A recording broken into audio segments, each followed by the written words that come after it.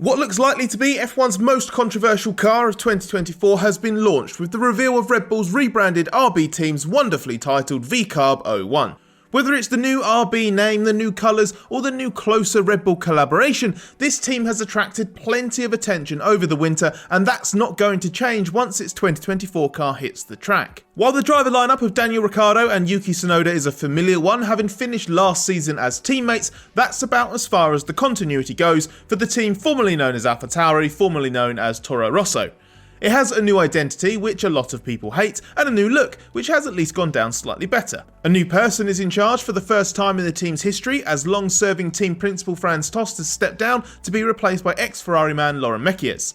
And of greater real significance than all of that, a new car with obvious influence from Red Bull's dominant RB19 of 2023, and a bunch of Red Bull parts maximising how much one team is allowed to buy from another.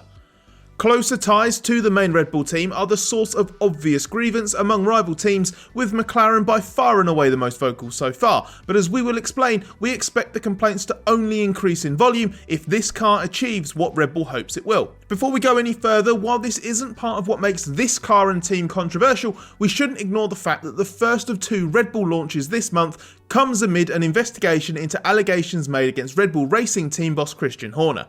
That's a severe situation that Red Bull would much rather wasn't happening at all, let alone now, but the timing is particularly awkward given both teams are in the spotlight and this serious issue is hanging over one of those teams and the parent company. We'll focus on the second team for now though, and we'll have a full video on Horner once the investigation is concluded and the consequences are known. First, let's address the obvious. At least this team's bothered to paint its car so it will stand out against a lot of mostly black and dark rivals. As for the details around the new colour scheme, which is reminiscent of the late fan favourite Toro Rosso liveries, the first look at this VCARB 01 reveals some obvious RB19 cues. The early renders confirm the anticipated switch from push rod to pull rod front suspension, as instead of building its own front suspension, RB will now take this component from Red Bull. We're expecting it to be from the year-old RB19 rather than Red Bull's new RB20. At the rear, RB continues to use the Red Bull gearbox and rear suspension as it did last year. This is a push rod configuration. Note that the upper wishbone forward leg is mounted lower than the rear leg, which indicates anti-squat. Having anti-dive and anti-squat Red Bull suspension at front and rear is a significant change that should give major gains in terms of controlling the mechanical platform under braking and acceleration, in turn keeping the aerodynamic performance more consistent. But while it should unlock big performance potential, it might take the team a little time to understand how best to set the car up to maximise the aero-mechanical interaction. That's why it's hinted at a relatively slow start to the season, but with hopes for significant progress. We can also see, like other 2024 cars revealed so far, a change in the side pod inlet to the RB19 style design, with the lower part extended further forward and the inlet as high as possible to open up the undercut. The inlet is also a more narrow Red Bull-esque letterbox shape. The change in the inlet is all about minimising the aerodynamic disturbance when the radiators can't cope with the airflow heading into it at high speed. This creates external spillage which has to be mitigated to avoid compromising performance. The rest of the side pod resembles last year's AT04 with a familiar curvature towards the rear and a gully running through the top surface. It looks like the old spec from 2023 from both top and side-on views, so this part could easily be different come Bahrain. The nose tip looks slightly different, but the front wing and the floor, which was heavily upgraded to the end of last season, will likely be modified as with most of the cars we've seen so far, and the rear wing also looks like the end of 2023 version. Beyond that, the nature of the renders makes it hard to draw too many clear conclusions. But even with the limited sight we have of this car, the signs of RB19 influence are unmistakable. Most teams are going to reveal cars that resemble the RB19 because it was so successful. Up and down the grid we're seeing front and rear suspension details, side pod inlets and shapes, and floor edge designs that are all inspired by what Red Bull has done to conquer these ground effect regulations. So this car's design features alone aren't hugely controversial in isolation. It's how this car fits into the fact that Red Bull's second team has been forging closer ties to its main one for a while. There had always been a certain level of cooperation, running Red Bull design machinery for Toro Rosso's first 4 seasons from 2006 to 2009 before rules preventing customer cars were introduced, but generally the second team has ploughed its own furrow. It had access to Red Bull components, but it never approached it the way Haas does with Ferrari in terms of maximising the parts it could take. Instead, the second team has had a menu of available parts that it could pick and choose from up-to-date specifications to a year old or even older. Occasionally the up-to-date parts would appear, but generally they were out of date. As Toro Rosso and AlphaTauri, the team usually followed its own aerodynamic philosophy, and there were times when the two teams didn't even have the same engine, most recently in 2018, when Toro Rosso used Honda and Red Bull was still with Renault. Ahead of the 2021 season, the second team completed its move to share Red Bull's wind tunnel in Bedford, something that was made possible by F1 introducing restrictions both on wind tunnel use and occupancy. But the regulations strictly prohibit the sharing of aerodynamic data, so this was two entirely separate teams splitting the available time. It was a big boost for what was then AlphaTauri, given it was the last to still be using a 50% scale model wind tunnel, meaning this allowed it to upgrade to the higher fidelity 60% scale, the maximum permitted by F1's rules. Since the decision was made last year by Red Bull headquarters to integrate the two teams more closely, RB is now in the process of moving into a new facility added to the Red Bull campus in Milton Keynes. This move is expected to take place in the autumn, with personnel moving there from its Bicester design office that's alongside the team's old wind tunnel, with some also moving from Faenza. But the Faenza base will remain, with production facilities still in operation and the race team based there, along with various other departments. The partial UK move, though, is a result of increasing pressure from Red Bull centrally to make the most of what's called synergy between the two teams. The rules don't permit full collaboration, but these moves make this more Red Bull's second team than it has ever been before. The obliteration of any sense of identity and the replacement of AlphaTauri with the RB name is a clear signal of how Red Bull sees the need for these two operations to work closely together. So far it's all been within the rules, and in principle it is no different to what Haas does with Ferrari.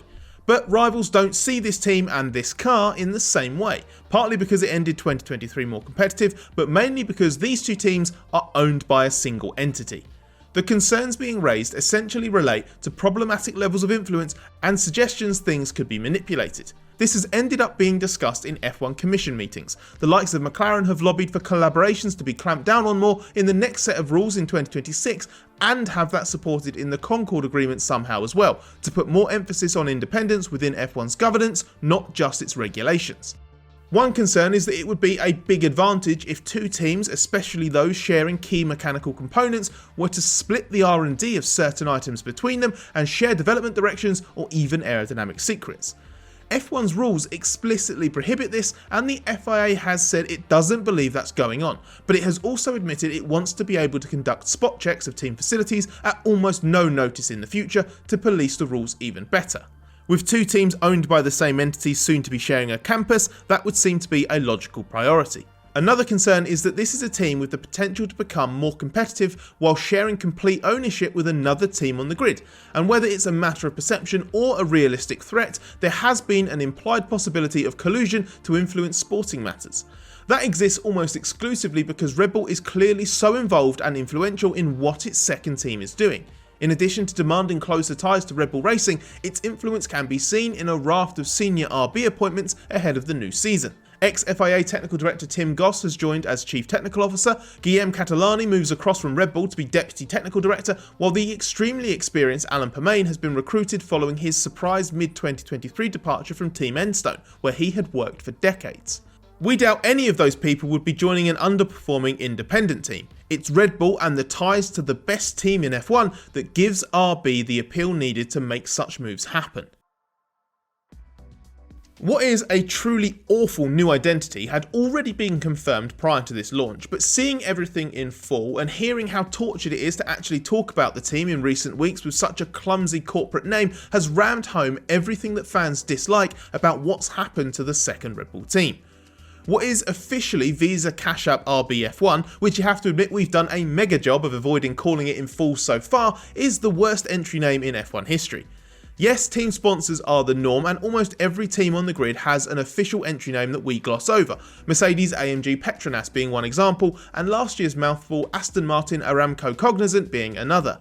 But people who make this argument miss the point. Every team on the grid with a sponsor name also has a real and meaningful identity. BWT Alpine is obviously Alpine, and MoneyGram Haas is still Haas. The only exception is Stake F1 team, but pretty much everybody's just calling that Sauber anyway because that's the team's underlying identity.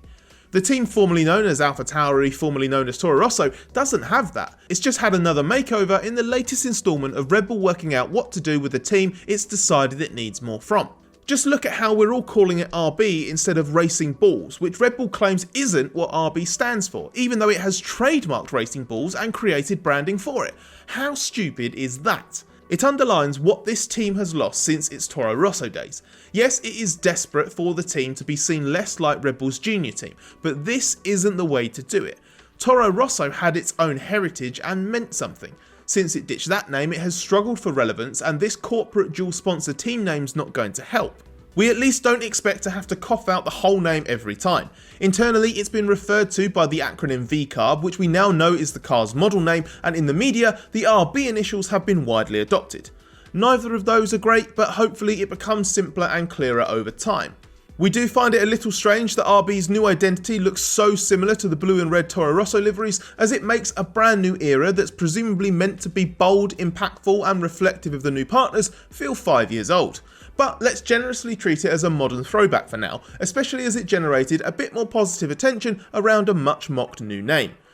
The livery is pretty much the only silver lining in this rebrand, as it will inject some much needed colour onto the grid, at least until the team realises it needs to save some weight and starts stripping it back to bare carbon.